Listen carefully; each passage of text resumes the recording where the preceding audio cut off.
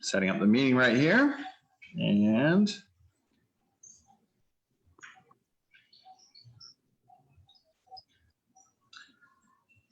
all right, hey guys, this is Andy the Gun Guy going live on Facebook right now. I am joined with Sergeant Bloom of the Marion County Sheriff's Department. And we're here to talk about masks versus concealed carry and all the rumors surrounding concealed carry. Sergeant, thank you for coming today. Hey, thanks for having me on here, Andy. Appreciate it.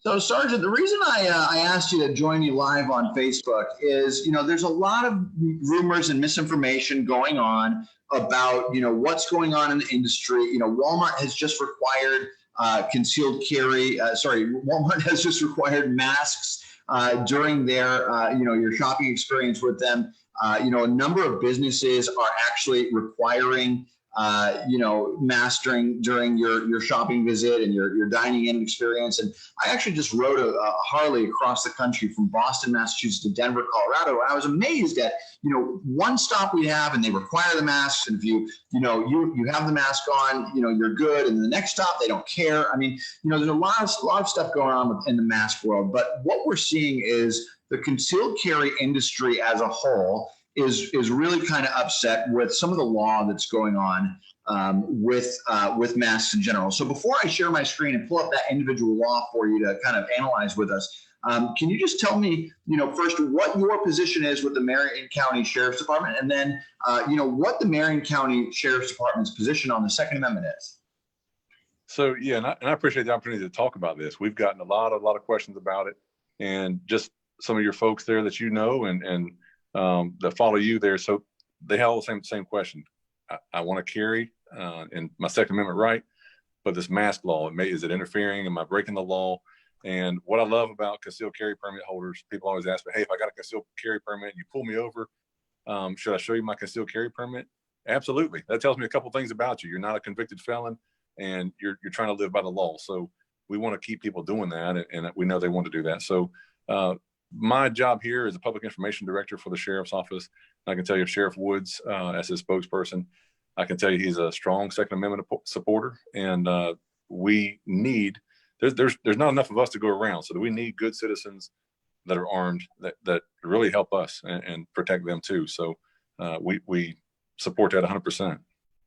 Absolutely. And that's one of the things that I value about this community that we're a part of, Sergeant, is our community is the pro-law enforcement. We're the people that, stand for the flag and kneel for the cross and really support, our boys in blue or green or whatever color you guys are wearing. We're the ones that are on the road, and as we drive by, somebody at a traffic stop, we're double checking in our mirror to make sure that everything is going okay, and that's really what we pride ourselves on. But that means that we also care about, following the law, and we are concerned about, how that looks. So I'm going to go ahead and share my screen here. And let's pull up this statute here. This is the one that everybody is really talking about. This is Florida Statute 876, and I'll just read it real quick. It clearly says in the statute here, wearing a mask, hood, or any device on public way, no person or persons over 16 years of age shall, while wearing any mask, hood, or device whereby any portion of the face is to be concealed or covered as to conceal their identity of the wearer, enter upon or be or appear upon any lane, walk, alley, street, road, highway, or any other public way in the state. And this is really where a lot of the concealed carriers are saying specifically that, if we're out there carrying a firearm and we're wearing a mask, we're going to get in trouble. We're going to be breaking the law. What are your thoughts? So every law, criminal law, has an element of intent. And what does that mean? The intent here. So the intent of this law, it starts out with talking about people over 16 years of age. So who wears a mask under 16? Well, every trick-or-treater that I've ever come across, they got masks on. So the intent of this law is the guy putting on the bandana to go in and rob the bank, rob the convenience store that you're trying to buy some a Coke at. So the intent is a big thing here. We cannot have a solid case on a criminal unless we can show that there's some kind of intent. If I'm in the parking lot, I'm mad at Andy, and I walk up and I just slam my fist on Andy's car and put a big dent in it, that's criminal mischief. That's a criminal act, and I'm responsible. Now, if in that same parking lot, I'm walking along, I trip and fall, I catch myself on Andy's car and inadvertently put a same dent in his hood of his car, there's no intent there. I'm civilly liable, yes, but I did not intend to do that. So intent is very, very big. And the law here talking about putting a mask on your face has everything to do with intent. Don't miss that part of it, because I will tell you this, we recently had someone steal an ATV, and they led us on a chase on the stolen ATV, and we did end up capturing them, but they were wearing a mask while doing it. They're trying to hide themselves from us and disguise their appearance. So we charged them with this law, but they were committing a crime while they're doing it. They had the intent to hide themselves during the commission of this crime. So basically, because we're wearing the mask because it's a medical issue and not, to walk into a bank and cause problems and commit a crime, the elements of wearing that mask is no problem. So we're walking down the street, we're wearing a mask, you kind of see the outline of somebody's pistol or whatever, printing, and the person is approached by that officer. This is a little bit different than a traffic stop. What do you think that we should do in that case? And then I'm going to ask you about traffic stops a little bit later on. Okay. So yeah, you have that mask on and you say, you know what, I am a concealed carry holder and I am armed. I can tell you that in Marion County, we're not arresting you for that. We're not concerned with that. Our concern is, if you're on a traffic stop or for speeding, that you slow down. Our concern is something else. We understand. And again, you look back at the whole, kind of zoom out on this picture here and look at it as a whole. If somebody's committing a crime, they have a right to a trial by a jury of their peers. And if I was to arrest you just solely because you were a law-abiding citizen wearing a mask and lawfully concealed carrying, and that was the only reason I arrested you and I put you in front of this jury, what's the jury going to say? They're going to say, well, I think I remember something about COVID or something happening in 2020, along with murder hornets and whatever else. So there's no way that we're going to convict. There's no way the state attorney's office is even going to pick that case up. So we're not concerned about that. We obviously we're looking out for our own safety on every single call.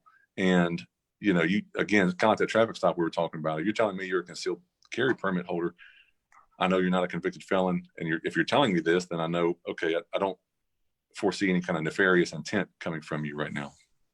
So that's a good answer. So would you say that, and those of you who are watching, guys, if you back the blue, hit the thumbs up button right now to support law enforcement with all the division that's going on in the country, hit the thumbs up button for law enforcement. And also, if you have a question for Sergeant Bloom, feel free to leave it in the comments and I'll try to ask that question. But Sergeant, tell me, so we're wearing a mask, driving down the street, we get pulled over. Do you think it's the same thing? We just kind of alert you? And how would we actually go about, what's the best way to, let law enforcement know upon a traffic stop that, the guy behind the mask or the girl behind the mask is not a threat? So it's a great question. It comes up quite a bit, and a lot of folks carry. And I can tell you, I've been down to our local tag office where you go register to get a concealed permit, and they're busy. They're so busy. The gun stores are busy. People are taking advantage of their Second Amendment right now more than ever, I think. So this question comes up: what do I do on a traffic stop? Well, what we're looking for is, if it's daytime, is hands. Nighttime as well. If it's nighttime, if you can turn the light on inside the car, that helps us a lot. It puts us at ease a little bit more, because to us, every traffic stop that I do, that person is armed until I prove otherwise. And so we treat it as such. So if we can see your hands, you're not reaching for something, don't grab the gun to show it to me, just leave it where it is if you're wearing it. But just let us know, hey, I'm a concealed carry permit. Here's my license. Here's my concealed carry license. And it's no big deal. We're just going to ask you, hey, I think 99.9% of the officers are going to tell you, okay, that's cool. Just leave it where it is. Don't pull it out. And, and then I'll be right back with you. So we're not concerned. Believe me, every traffic stop we do, somebody's armed. There's enough stolen firearms out there on people that are convicted felons who are not allowed to have them, but they still have them magically. So we're going to take cautions the same on every traffic stop, whether you're concealed carry or not. But just letting us know right up front. That's the quickest and easiest way, and we'll go on from there, because it doesn't really, because somebody tells me that, doesn't put any fear in my heart. I guess as an officer, I'm not concerned. As a matter of fact, it takes my level of concern down just a notch, if that's fair. Yeah, absolutely. No, that's a good point. So here in Florida, we're not legally required to let law enforcement know upon contact, but we've also recommended as instructors, happy cops don't write tickets. You don't want them to be surprised, as much, right? As surprised that you've got a firearm on them, because that escalates the tension of everything, right? Sure. Yes. little joke. Happy cops don't write tickets. Just go with your gut. Let them know upon contact.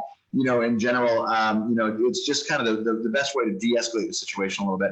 I feel like you guys will feel safer from us, letting you know up front. So that's kind of what we recommend, and that's what we suggest. So, kind of wrapping this up here. Nobody really commented questions. I've got Amanda saying love our sheriff's office, and Andrew says, rule number 1, don't scream, I have a gun while the law enforcement officer is approaching. I think that's probably a valid point. Good rule. That's it's a way to say things, a way not to say things. That's right. But yeah, and you had a valid point there, Andy. You don't have to tell us that you have a gun.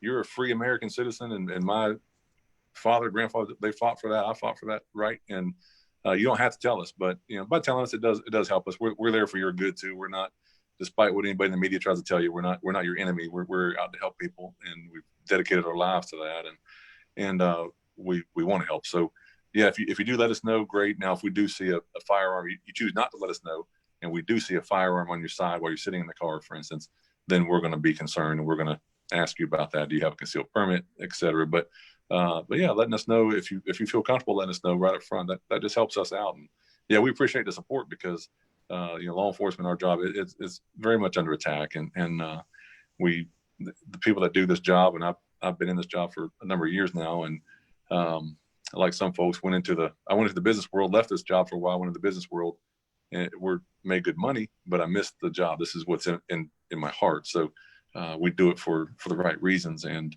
is there bad apples in every bunch? Yes, every business and every line of work in this world there is. So we don't associate ourselves with them, and we do appreciate the support of good folks out there that do support their country and do appreciate the founding fathers that put these amendments, these constitutional rights into our foundation. And we're sworn. When I swear as a new deputy, and we swore some deputies in the other day, we swear to defend the Constitution. And a lot of people don't know that about us.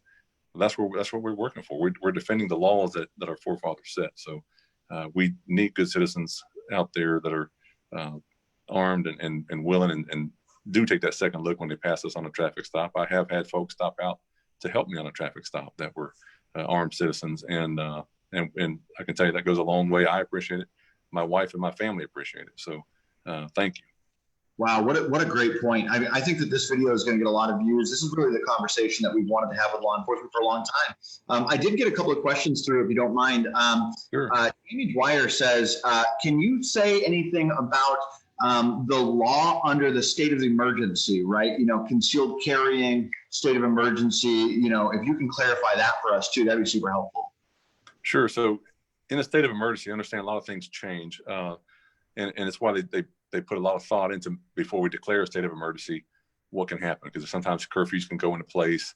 And again, it's all designed to make sure that the bad guys will not get taken advantage of the good guys. And during a state of emergency, if you're carrying a firearm, if my power is out to my house and I'm worried about a vandal or somebody coming up, would I arm myself? Absolutely. And I'm talking about me as not a sheriff's deputy, but just as a citizen.